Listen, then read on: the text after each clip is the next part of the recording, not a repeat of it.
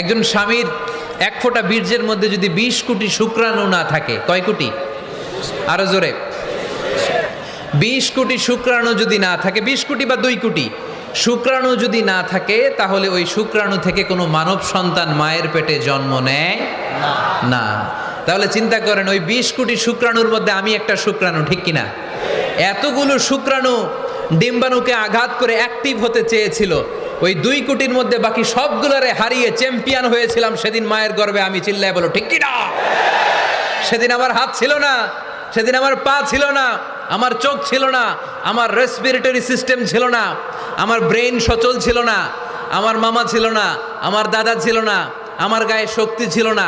ওই কঠিন পরীক্ষায় যদি 2 কোটি কম্পিটিটরকে আমি হারিয়ে বিজয় লাভ করতে পারি, এই জমিনের বুকেও আমার কেউ হারাতে পারবে না। চিল্লায় বলো ঠিক কিনা? আমরা এসেছি বিশ্বকে জয় করার জন্য, জয় করার জন্য। আবার যখন মায়ের পেট থেকে বের হই, তখনও আমাকে সংগ্রাম করে বেরোতে হয়। এইখানে তোমরা আমার ছোট্ট সোনামণিরা সিজারে হইছো কারা কারা? দেখি সিজারে, যে হুজুর আমি সিজারে পৃথিবীতে এসেছি। হাত তোলো। কয়েকজন হাত তুলছে, মাশাআল্লাহ। ঠিক আছে, অসুবিধা নেই, হাত নামাও। এটা একটা প্রাকৃতিক নিয়ম।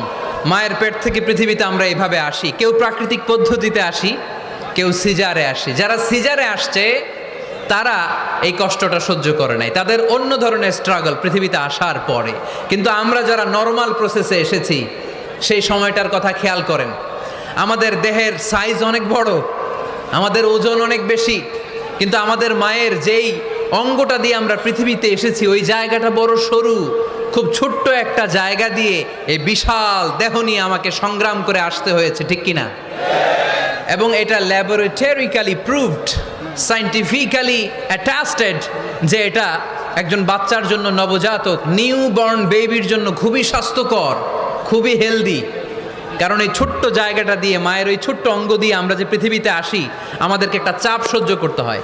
ওই চাপের কারণে আমার নাকের ভেতরে, কানের ভেতরে যে ধরনের দূষিত গ্লিসারিন আছে, পদার্থ আছে, এগুলো সব বের হয়ে যায়। আর এই প্রচণ্ড চাপটা আমাদের দেহটাকে কর্ম সহিষ্ণু হয়ে গড়ে তুলতে সাহায্য করে। কোন সুবহানাল্লাহ।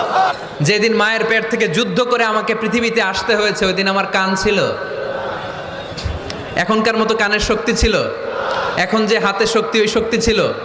ওই কঠিন পরিস্থিতিতে যদি আমি সংগ্রাম করে টিকে থাকতে পারি, বর্তমান সময়ে আমাদেরকে কেউ আটকায় রাখতে পারবে না, পারবে না। ইন্নাকা কাদিহুন ইলা রাব্বিকা কাদাহান ফামুলাকি। আল্লাহ বললেন, ও বনি আদম, তোমাকে কষ্ট করতে করতে আমার কাছে আসতে হবে। আবার আল্লাহ বললেন, লাকাদ খালাকনাল ইনসানা ফি কাবাদ। আমি বনি আদমকে, দুনিয়ার সবগুলো মানুষকে কর্মসহিষ্ণু করে তৈরি করেছি। সুবহানাল্লাহ বলেন।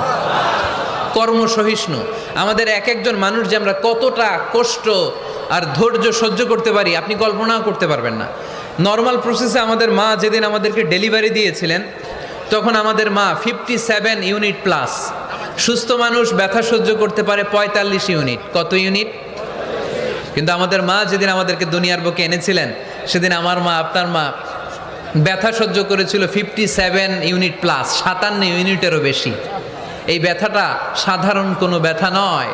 একটা অ্যাক্সিডেন্টে আপনার দেহের 20টা হাড় বা হাড্ডি ভেঙে গেলে যত ব্যথা, তার চেয়েও বেশি ব্যথা আমার মা সহ্য করেছিলেন। আমার মাকে ওই দিন এই ব্যথাগুলো সহ্য করার তৌফিক দিয়েছিলেন কে? তাহলে কি পরিমাণে কষ্ট সহিষ্ণুতা আর কর্ম সহিষ্ণুতা নিয়ে যে আমরা জন্মাই, আমাদের কোনো ধারণাই নাই। এজন্য আমি প্রায় বলি, ছেলে মেয়েদেরকে, সন্তানকে ননির পুতুল করে গড়ে তুলবেন না, ছেলে মেয়েদেরকে কষ্ট সহিষ্ণু করে গড়ে তোলেন। আমরা অলস হতে চাই না। রসুল বাত্তালে দুক্কানু শয়তান, অলস মস্তিষ্ক শয়তানের আড্ডাখানা। আমরা নিজের পায়ে দাঁড়াতে চাই, আমরা স্বাবলম্বী হতে চাই, আমরা সাস্টেইনেবল ডেভেলপমেন্ট গোলের পক্ষে, আমরা মিলেনিয়াম ডেভেলপমেন্ট গোলের পক্ষে, আমরা বাংলাদেশকে উন্নতির শিখরে নিয়ে যাওয়ার পক্ষে। চিল্লায় বলেন ঠিক কিনা? আমরা আগে দুনিয়ার কল্যাণ চাই, এটা ইসলামের নিয়ম। আগে কি আখেরাত চাই না আগে দুনিয়া চাই? জোরে বলেন। আরে দুনিয়াতে ভালো থাকলেই তো আখেরাতে ভালো থাকবেন। এজন্য আল্লাহ আমাদেরকে শিখালেন, পড়ো রাব্বানা আতিনা ফিদ দুনিয়া হাসানাহ وفي الآخرة حسنة وقنا عذاب النار আয় আমাদের রব এই দুনিয়ার বুকে আপনি আমাদেরকে কল্যাণ দেন, আখিরাতের বুকে আপনি আমাদেরকে কল্যাণ দেন, আগুনের শাস্তি থেকে আল্লাহ আপনি আমাদেরকে বাঁচিয়ে দেন। পড়ে না আমিন। তাহলে আগে দুনিয়া, তবে দুনিয়াকে হৃদয়ে স্থান দেয়া যাবে না। দুনিয়াকে বশ করে হাতে নিব, কিন্তু হৃদয়ে থাকবে আখিরাত। জোরে বলতে হবে ঠিক কি না? নিজ হাতে উপার্জিত সম্পদের চেয়ে শ্রেষ্ঠ কোনো সম্পদ আর হতে পারে না। আমার দিনমজুর ভাইয়েরা, কুলি মজুর ভাইয়েরা, রিক্সাওয়ালা ভাইয়েরা, ফ্যাক্টরি ওয়ার্কার যারা, আপনারা আল্লাহর কাছে অনেক সম্মানিত। আপনাদের উপার্জন হালাল, আপনাদের এক পা এমনি জান্নাতে ঢুকে আছে। এখন শুধু এক পা ঢুকাইলে চলবে? পা কয়টা? আরেকটা ঢুকানোর দরকার আছে না নাই? আপনাদের উপার্জন হালাল, আপনারা 5 ওয়াক্ত সালাত পড়বেন, মানুষের হক নষ্ট করবেন না, আব্বা আম্মার দোয়া নিবেন, দ্বিতীয় পাটাও জান্নাতে ঢুকায় দিবে কে? মা আকালা আহাদুন তুআমান কত্তু খায়রুম মিন আইয়াকুলা মিন আমালি ইয়াদিহি। নিজের হাতে উপার্জিত সম্পদের চেয়ে, খাবারের চেয়ে শ্রেষ্ঠ সম্পদ আর হতে পারে না। আমার রিকশাওয়ালা ভাই, তার উপার্জন হালাল না হারাম? আমার কুলি মজুর ভাই, উপার্জন হালাল না হারাম? মাথার গাম পায়ে ফেলে ফ্যাক্টরি ওয়ার্কাররা যে বেতনটা পায়, এটা হালাল না হারাম? তাদের দোয়াকে কবুল করে নিবে কে? এজন্য যুবক ভাইরা, never under estimate any job. কোনো জবকে, কোনো চাকরিকে ছোট করে দেখার সুযোগ নাই, কারণ আমার উপার্জন হালাল হলেই ওই হালাল উপার্জনে বরকত দিবে কে? Weather it's the small or big, you don't care. এটা তোমার কেয়ার করার দরকার নাই। চাকরি পেলেই একটা ঢুকে যাবা, চাকরি পেলেই ঢুকে যাবা, কারণ আমাদের চাকরির বাজার মন্দা। আমাদের বাংলাদেশ, ভারতে কোন একটা চাকরির জন্য চেয়েছে 8 পাস, ওইখানে অ্যাপ্লাই করে ডক্টরেট ডিগ্রি দাঁড়িয়ে আসে না নাই? এত কষ্ট করে চাকরি পাওয়া পৃথিবীর কোথাও লাগে না, কারণ আমাদের পপুলেশন বেশি। তাই চাকরির জন্য আমাদের বসে থাকা লাগবে না, আমাদেরকে উদ্যোক্তা হতে হবে, আমাদের এন্টারপ্রেনার হতে হবে। শুরুতে যেটা বলেছিলাম, আমাদের আইডিয়াকে কাজে লাগাতে হবে, ঠিক কিনা? আর যাই করব আমরা ভালোভাবে করব। ভালোভাবে করলে ওই কাজে বরকত দেয় কে? আল্লাহ। ভালোভাবে করার জন্য আল্লাহ তাআলা সূরাতুল মুলকে আমাদেরকে গাইডলাইন দিয়েছেন। রব্বুল আলামিন বলেন, আল্লাযী খালাকাল মাউতা ওয়াল হায়াতা লিয়াবলুয়াকুম আইয়ুকুম আহসানু আমালা। তিনি এমন সত্তা যিনি তোমাদের তৈরি করেছেন, জীবন আর মৃত্যুকে তৈরি করেছেন এই জিনিসটা পরীক্ষা করবার জন্য, তোমাদের মধ্য থেকে কে ভালোভাবে কাজ করে। সুবহানাল্লাহ। কে বেশি আমল করে, আল্লাহ এটা বলছে, নাকি কে ভালো আমল করে? কথা কি বুঝতেছেন? যদি বেশি আমল করার কথা আল্লাহ বলতো, তাহলে এই আয়াতটা হতো লিয়াবলুয়াকুম আইয়ুকুম আকসারু আমালা। কিন্তু আল্লাহ কি এই আয়াতে আকসারু আমালা বলেছে? আলেম যারা আছেন তারা আমার সাথে সাথে বলেন, আল্লাহ কি আকসারু আমালা বলেছে? আল্লাহ কি বলেছে? লিয়াবলুয়াকুম আইয়ুকুম আহসানু আমালা। কে ভালো করে কাজ করে, উইথ প্রফেশনালিজম। আপনি যেটাই করেন না কেন, আপনাকে প্রফেশনালিজমের সাথে করতে হবে, তাহলে ওই কাজে বরকত দিবে কে? ছোট হোক বড় হোক, এটা কোনো সমস্যা? যাই করি না কেন কিভাবে করব? ভালোভাবে। আওয়াজ করে বলেন, কিভাবে করব? যে কোনো কাজ করো না ভাই, যে কোনো কাজ করো, তা যেন হয় সবার চেয়ে সবচেয়ে সুন্দর। যে কোনো কাজ করো না ভাই, যে কোনো কাজ করো, তা যেন হয় সবার চেয়ে সবচেয়ে সুন্দর।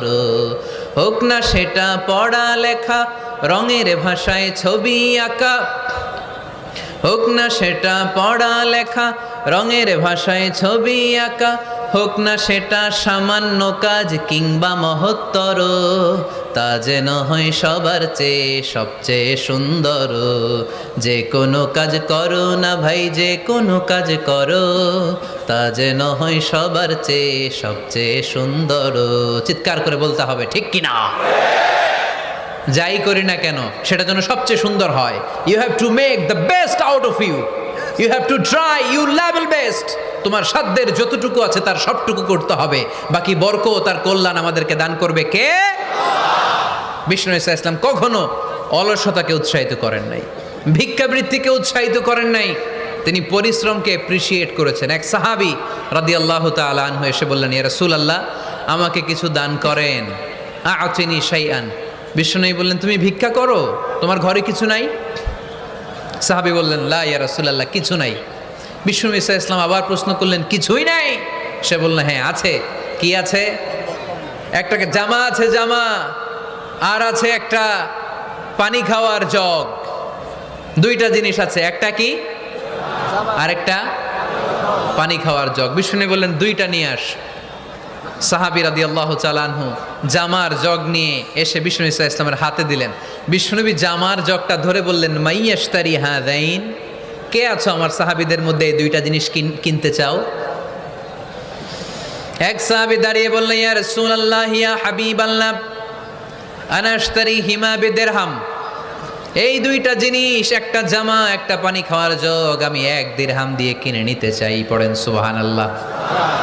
বিশ্বনবী বললেন, 1 দিরহাম তো কম হয়ে যায়, 1 দিরহামের চেয়ে বেশি দিয়ে কেনার মতো যদি কেউ থাকে একটু হাত তোলো। মাইয়াজিদু আলা যালিক, এর চেয়ে বেশি দাম দিয়ে কেনার মতো কেউ আছো নাকি? আরেক সাহাবী হাত তুলে বললেন, ইয়া রাসূলুল্লাহ, ইয়া হাবিবাল্লাহ, আশতারিহিমা বিদিরহামাইন, আমি 1 দিরহাম নয়, আপনার সম্মানে 2 দিরহাম দিয়ে জিনিসগুলো কিনে নিতে চাই। 2 দিরহাম। বিষ্ণুনবী বললেন, ওকে ফাইন, ডান, 2 দিরহামে বিক্রি হয়ে যাবে। দিয়ে দেওয়া হলো। 2 দিরহাম নিয়ে বিষ্ণু ইসলাম ওই আগন্তুক ভিক্ষুক সাহাবীর হাতে দিয়ে বললেন, যাও, 1 দিরহাম দিয়ে তোমার পরিবার পরিজনদের জন্য খাবার কিনে নিয়ে যাও, আর 1 দিরহাম দিয়ে একটা কুঠার কিনে নিয়ে আসো। কি কিনে নিয়ে আসো? সবাই বলেন। কুঠার চিনেন আপনারা? কুঠার দিয়ে কি করে? গাছ কাটে। ওই সাহাবী আর 1 দিরহাম দিয়ে একটা কুঠার কিনে নিয়ে আসলেন। বিশ্বনবী সাল্লাল্লাহু আলাইহি ওয়াসাল্লাম নিজ হাতে ওই কুঠারের একটা হাতল লাগাই দিলেন। সুবহানাল্লাহ পড়তে পারলেন না মজা করে? হাতল ছাড়া কুঠার ধরা যায়? ধরা যায় না। ওই সাহাবীর কুঠারের ভেতরে একটা হাতল লাগাই দিলেন। ঘটনা মনে আছে নাকি নাশিদ শুনে ভুলে গেছেন? ঘটনা মনে আছে সবার? তিনি হাতল লাগাই দিলেন আর বললেন, যাও, গায়ে শক্তি আছে, তাগড়া যুবক, এই কুঠার নিয়ে জঙ্গলে যাও, জঙ্গলে যে কাঠ কাটো, লাকড়ি বানাও, বাজারে যে বিক্রি করো। লা ইয়াহতাতিবা আহাদুকুম হাজমাতান ফি যাহরিহি খায়রুম মিন আই ইয়াসআলা আহাদান ফায়ুতিয়াহু আও ইয়ামনাহু। যাদের গায়ে জোর আছে, শক্তি আছে, পরিশ্রম করে লাকড়ির বোঝা পিঠে নিয়ে বাজারে বিক্রি করা অনেক ভালো কারো কাছে হাত পাতার চেয়ে। কারণ তুমি হাত পাতলে লোকজন তোমারে দিতেও পারে, নাও দিতে পারে, কিন্তু পরিশ্রম কখনো বৃথা যায় না।